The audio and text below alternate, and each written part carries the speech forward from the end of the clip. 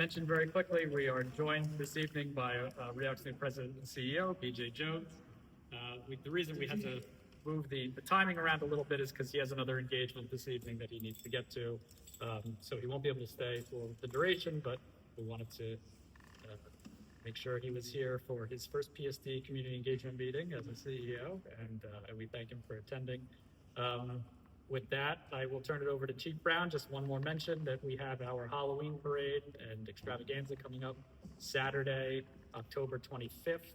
Steps off from Capo Bianco Field at 10:45 a.m. We march down Main Street all the way to South Point Park, where we have a really nice, big, festive time for everybody in the community. So we hope everybody can show up and put your spooky costumes on, have a nice time. That I'll turn it over to Chief Brown. Thank you.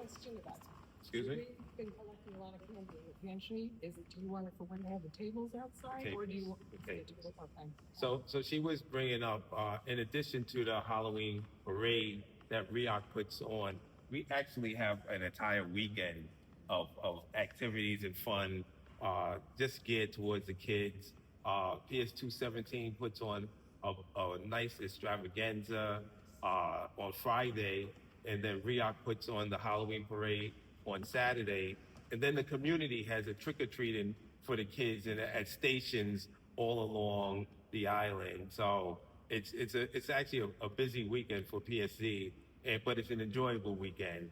One of the best scenes is the Halloween parade. I love being at the front of the parade and just being throughout the parade and just seeing the different costumes, seeing kids and adults march up and down Main Street. Kids and adults. Kids and adults come out in their best costume. And, I say this, I enjoy doing these community engagement because it's a time when, just being appreciative that we can come here and share different ideas, tell me how PSC is doing or how we're not doing, and then I can go back and then make those type of adjustments. I'm glad that we have our president, BJ Jones here, but it's a different atmosphere when you have a leader and you're moving in a direction, and it just feels good, and it especially makes everybody is accountable, and I love to be accountable. The best thing is that how am I doing, right? The old slogan, how am I doing? And nothing like having your boss to say, I need A, B, C, D to get done. And that's how we operate. It's always been that way. And like I said, this is a type of a dream job because our major function is community policing. And how do we function in the community? How do we get things done? We try to make some compromises. We talk about crime and going over the crime stats. Sometimes, I go over the crime stats, but what do the stats really mean? Because, there are a bunch of numbers. If there are things going on in the community that need to be addressed, whether the numbers are high or low, we have to look at it and get into what's going on. One of the things that I talk about in this community that's just, our downfall is that we have a high number of assaults. Out of the 31 crimes in the entire year that we have in the community, 23 of them are for assault. And out of the 23 of those crimes, 20 of them are the domestic violence. And I talk about this. How I've been trying to talk to people. What do I do? How do I get things done? And on November 5th, in partnership with the DA's office, they're going to do all of the work, but it has been me just, trying to get resources so that we can just talk about it. So on November 5th at the library, I say that, it's a small gathering, but if you could come down to the library, if you know someone, we just want somebody to, be able to talk to people, get the experts in, someone who can help, someone who could get these different ideas so that we can lower it down. And what I see also is that it runs the entire gamut. It's no specific, group or people or, whoever it is. It's running the whole island. and it is one thing of all the crime. And we had an incident last month where we had 4 people arrested, all in relationships, and it's 1 o'clock in the morning, and it's very ugly, and it is, how does the DA's office deal with that? How do they prosecute that? Because in the end, they still are family. And so this is one of the things that on this November 5th with the Manhattan DA's office, they want to just get people talking. And that is our major crime here. Like I said, 23 out of 31 in these assaults. And we have to try to figure out a way as a community. And one of the things that I truly believe, sometimes you cannot arrest your way out of a situation. That it takes like our community to come together and try to figure it out and try to help each other in this type of instance. So we have over the island, other than the assaults that we have a number of these petty larcenies down at Dwayne Reed. It has dropped drastically. We went from about 200 in the years. We put an officer, one of our PSC officers, right on that post. And at this time of 2025, we have 25 for the entire year, which is drastic, a drastic change. But they still happen. One of the reasons why I talk about it, because it's not just stealing in the store. It's the people who are in the store being upset and uncomfortable because the people who are going in the store, most of them, again, homeless, mental illness, and again, arresting our way out of the situation may not be the best answer. So one of the things that we do, we offer resources. We've seen a problem. How can we give resources? How can we address the issue other than just arresting our way out of the situation? So again, I call it, it's our community engagement. And then all throughout the island, we have a couple of other incidents that happen periodically, and they have to be addressed by public safety. One of the things that I truly believe in, and it doesn't matter, you're on Roosevelt Island or wherever you're at, this is New York City. If there is an incident, call it. It has to be addressed. There are a number of people who say, I don't want to call. I don't want to bother someone. Well, I say this, that's their job. That's what they have to do. They have to answer, so I say call. And some people, it happened late at night or it happened at this time. Their job is to respond to incidents. And if you call at whatever time, they will respond. That is one of the guarantees that we have. That's why we have, our local law enforcement on the island, is so that we could address, especially, it doesn't matter how big the incident or how little the incident, if you think that you need assistance, we always say just call, that we are here to help. And one of the best things about it, that sometimes, officers, it has to be escalated to me. And they give me a call, whatever time it is. And then I can make a better decision if we have to deal with what type of incident. And, as a community, and I keep on saying this because I truly believe in community policing and getting everyone involved. When we have these type of meetings, it's time when we can share different ideas so that I can go back to the drawing board. Sometimes, we have to get things done right. A couple of meetings ago, we had a gentleman who talked about bicycle patrol and the lack thereof of bicycle patrol. And he was right. The next morning, I had a few officers who were trained in bicycle patrol, and they were riding. And then I trained 16 more people. So now every single day, we have 2 people riding on the bikes from 7 o'clock in the morning to 11 o'clock at night, they're riding on their bicycles. Because it is a valuable tool in the community. It is a way that we can, I say again, with community policing, how do you get to know people?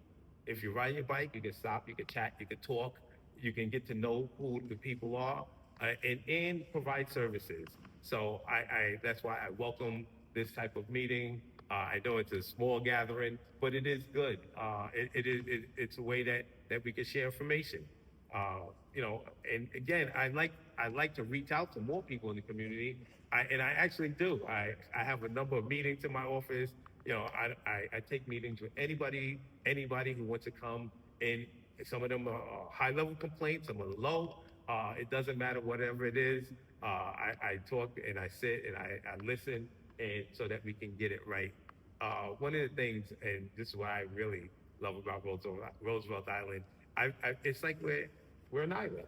We're on an island surrounded by water, and this is where we are, and this is who we are, and this is where we have to come together and service everyone the best way that we can, and it works. It really does work. You know, the high level incidents are at a very minimum, but I always say this: even your low level incident that's high level for us, it must be addressed. There is no room for not addressing. Some things take a little bit more time. Sometimes complaints take a little bit more thought, a little bit, kick it up another level so that other people can get involved. But every incident will be addressed. I would, try not to, and I will make sure that we can address any and every incident. Um, Again, the events, Brian mentioned the Halloween parade. But going in the past and looking back at how we do events, and we had our last meeting in August, 9/11. So we had that. I think that's one of the best events on the island because there are island people here, and it is a time of remembrance for the people who are on the island. So we do that. The Fall for Arts incident day that we have here, and it always seems like it's always a nice day when it's Fall for Arts. The sun comes out, people come out, and we get to again as a community, public safety is involved, and this is what my mandate is to my people, that there were kids crossing the street, and we have to keep them safe.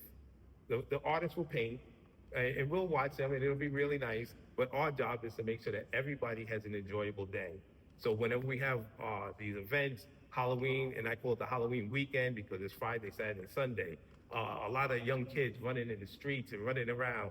That our job is to keep them safe. That we cannot fall short. And I tell my people, I remind them. Then last but not least, I look around and we have this traffic pattern and traffic and construction on Main Street. And it is, it's something that we have to deal with. And we're managing it and trying to get through it in the best way that we can. And I call the best way keeping people safe.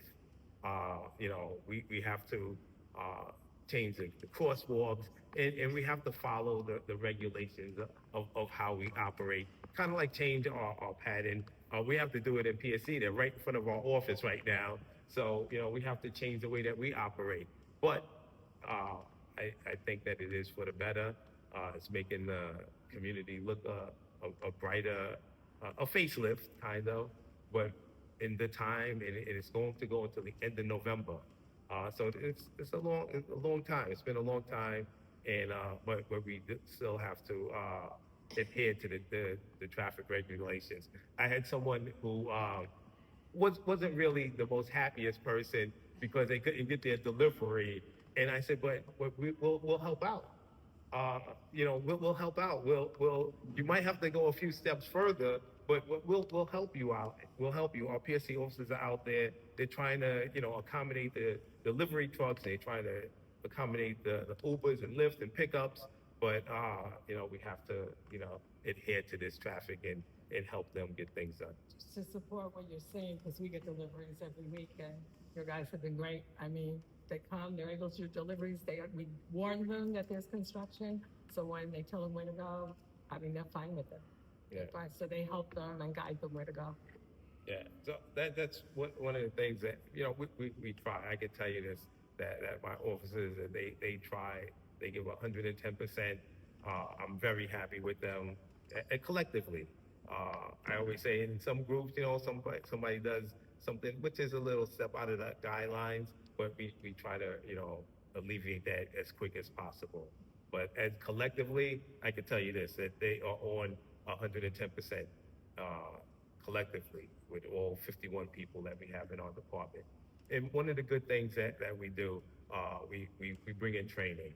And I have some good people in the community who are excellent in training. We have one, her name escapes me at this point, but she does de-escalation training. That's what law enforcement needs. Like, how do we bring it down so that we can all talk together?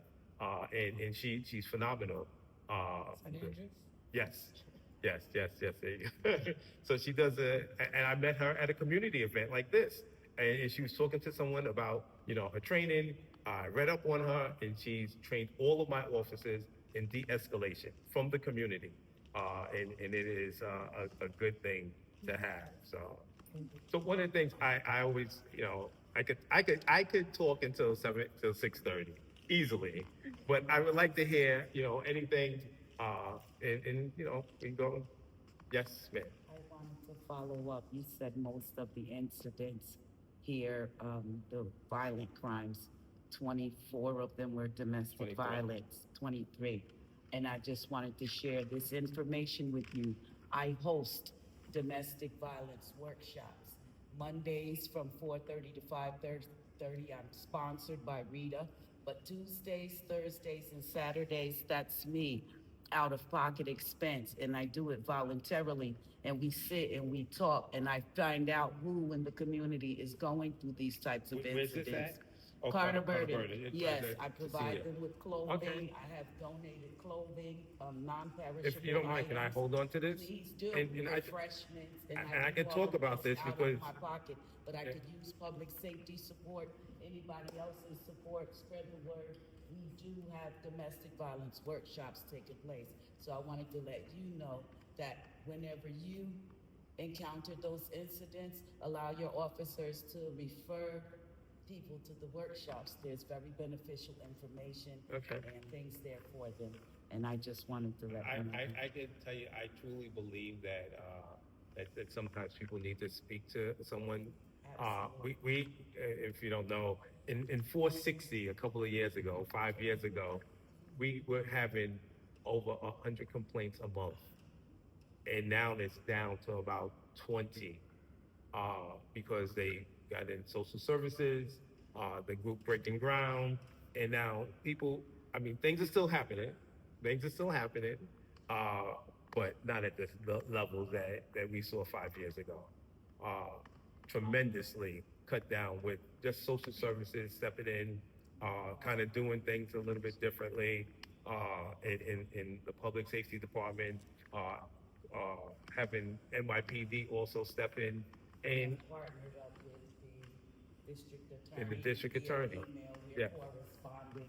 The Senator Julie Menendez, Menendez, and yeah. I will be tabling with them on the 5th. Okay. So this is real, and it's a real issue, and it needs to be addressed, and people have nowhere to go. I provide them with resourceful information that will lead them to freedom or anything free of fear of being hurt, being harmed. I have that information. I have that experience. I am a survivor, which made me launch Hear Me Out. That's the name of the workshop, Hear Me Out, because they need to be heard. Break the silence in the violence. Please, just implore people, let them know there is such a workshop. So I think the important thing is that people know there's a safe place to There's go. a safe space, a Yeah, safe they can place open for up. them. one other community event I have to mention is we're gonna have pickleball. We're gonna have pickleball. My only scare tactic is that they've challenged PSD, and I don't in the fire department, and I don't want to lose. All right, so they've thrown out the challenge. They want us down there. So I've spoken to they want to get us out there, but again, how we operate as a community, we have to be a little bit different. How do we get people talking? How do we get people together? And it's a great thing, and it's a great. And she tracked me down. She's like, I know I have the two people. Suboffix and Farrar.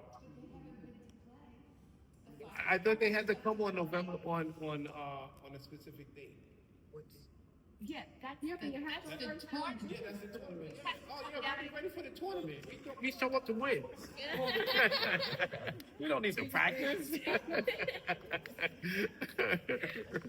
Yeah, white guys, they're ready. They're ready to win. So yeah, yes, sir. Go ahead. At the last meeting, a resident spoke about an issue of PSD vehicles going on the sidewalk by Lighthouse Park and Blackwell Park, and he was concerned about the danger to kids and others Well, possibly getting. I was just wondering what. Well, I can tell you this. There's no PSC vehicles down at Blackwell House. There hasn't been any there. He has, and they are, at some times that they are patrolling down at Lighthouse Park in the vehicle. It's just, you know, like for instance, we have to go turn on the lights down at Lighthouse Park. They're going to drive their vehicle down to Lighthouse Park, turn on the lights, and then drive back out. And that's how they're going to get around. They're not going to walk from PSD down to Lighthouse Park and walk back, you know, turn on the lights. There were some times when they have to drive into those locations. Down at Blackwell, they're not on Blackwell at all. And they haven't seen anybody down. They have the bikes down at Blackwell House in the park, but not a vehicle. There was other RIOC vehicles. Could that Well, I think be? he's talking about the maintenance. Oh, the maintenance vehicles. And we put out something, you know, for our maintenance. We put it out for all of RIOC. Sometimes they have to use the vehicle. They're not going to use the bigger vehicles when they have to do maintenance. I'm not really 1,000% sure, but we have put out that we have to drive safely. We have reduced the usage of RIOC vehicles in public spaces. We're trying to limit, for instance, grounds. They're going to be using the smaller Kubota vehicles to do garbage collection rather than the F-150s, and they're not taking them into those public places quite as frequently. There are instances where you have to bring the truck in for a maintenance purpose or something to that effect, but the mandate has been that we are trying to reduce the use of any vehicles in those public spaces. When we do have to do it, we're using the smaller vehicles. Yes. Who permits or how does one obtain a permit? Like, let me be specific, on the other side of Bread and Butter, on the side of their store. That is their, that's I asked them, none of those vehicles belong to Bread and Butter. No, they don't. Those vehicles are by Westview Management. That is their lot, and That's their lot. that's their lot. Let me tell you what happened, like coming from the direction of Food Town, but on that side of the street, I disgustingly witnessed a man in a wheelchair and an elderly lady using a walker get to the end of that walkway only to have to turn around and come back and go outside. That's obstruction. So I'm. Well, I can look at the obstruction, Please. but they are allowed to park their vehicles on that plaza. Okay. But that obstruction, that was appalling to me. Okay. To see that. These are residents, and if they do have the right to park there. They do. They should very much be more mindful of the residents here, and that is their walkway. They have the right to a free path or space, but it was totally obstructed, and they had to turn around and come back. And I just, you know me, I'm an advocate for seniors in this area. I am too. But how come the cars have, there never used to be the cars there? The management has decided that he's going to exercise the use of his property, and he can park his vehicles on his property. When RIOC was there, we were not allowed to park our cars on the plaza, and now it's the management of the building. He really can do that. Who gives him that right? There's no authoritative figure above him that can regulate that. He's allowed to park on his property, just like CNC. They're allowed to park in their breezeways. They're allowed to let whoever they want to park wherever they regulate, and they can tow cars that don't belong there. Because there's. But they can't obstruct, like you said, like that is one thing. We can't, Yeah, we don't ticket in that area. it's on their private property. Can't ticket. There's no one. I mean, could they even be made to know, look? Yes. this is Oh, no, your they, property, yes. but do not obstruct Yes, this yes. walkway. And I will definitely, I talk to them regularly. Thank you. But there's more than just, because that's my building, it's more than just management, it's people doing deliveries, Yeah. But they allow them to do it. do they? Yeah. I mean, they just go in there. Because that's not bread and butter, I asked him, and No, I that's not bread and butter at all. asking him for regulatory purposes. That's why not bread and this butter. truck? That's It's not. Westfield. He said, no. You see that? Yes. It says landscaping something. Yes. Then there was a Ford F-350 parked next to that, and then an Escalade Cadillac parked next to that, and I was like, wow, I didn't know this was a parking area. When RIOC was in 579, there was no parking there. Right? No way, there was no parking there. Yeah. Yes. Yes. And then, yes, ma'am.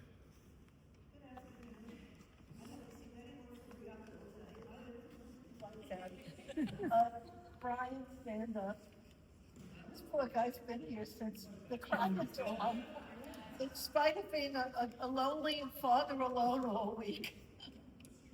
And he's worked with me, and BJ, Mary was there, Amanda, they all have put up our new display outside the kiosk, which is something that you have to bring every public safety officer to see and learn about the island history. It was today. 1969, 2025, 50 years of people living on the island.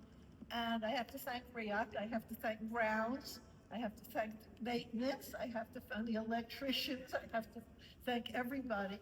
And, you know, a lot of us bitch and moan about RIOC, I don't know why, but I never have. But no, really, everyone has been great, BJ's been great. And it's a wonderful exhibit, and I want everyone, and especially the public safety officers, to come down and learn about the island history, because it's so fascinating, and maybe they'll learn some facts that they didn't know.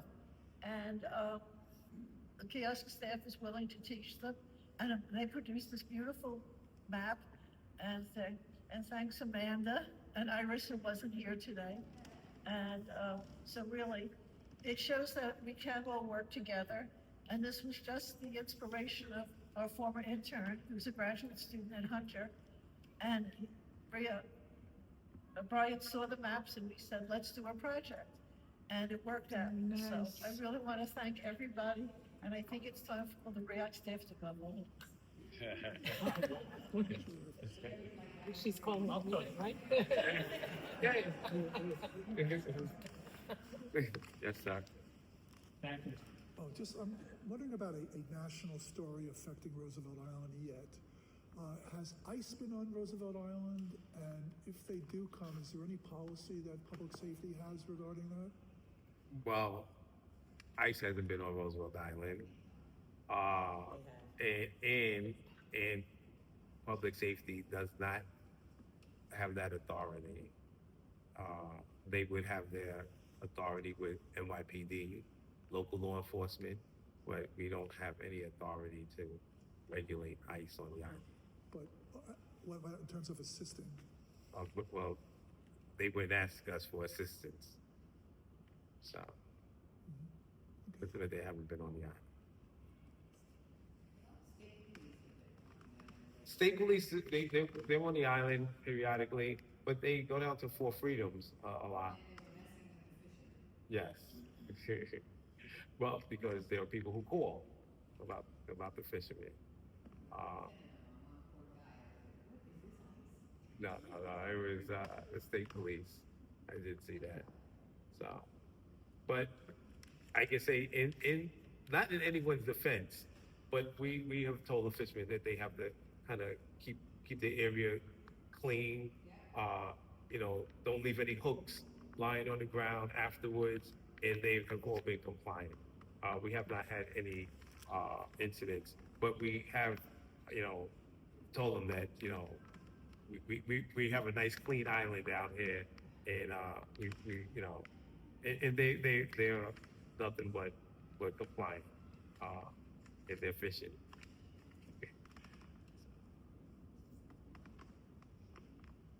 Anyone else? What's that? Where everybody wants to go home? Anything, Brian? I mean, thank you all for coming. We certainly appreciate it. Please go visit the lovely exhibit down at Cranberry Plaza, RI-50. And thank you so much and have a good night. Thank you. Thank you.